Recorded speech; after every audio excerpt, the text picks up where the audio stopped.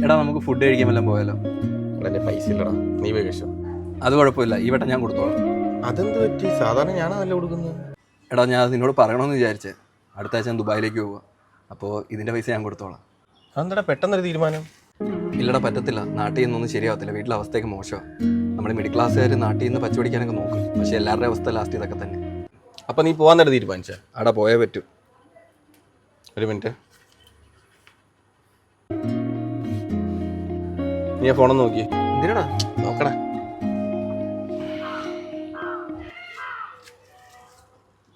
ബിരിയാണി 250, മന്തി 250, ചായ 10, വട 5, ജൂൺ മാസം, July 5 star 5 രൂപ, എക്ലൈസ് 1 രൂപ. എന്തോന്നറിയാം ഇത്? ഇത് കഴിഞ്ഞ 6 മാസമായിട്ട് നീ തിന്നേൻ്റെ കണക്കാ. ഒരു 15,000 രൂപ വരും. നീ എന്തായാലും ദുബായി പോവല്ലേ, ഇതോട് തന്നിട്ട് കൂടാ.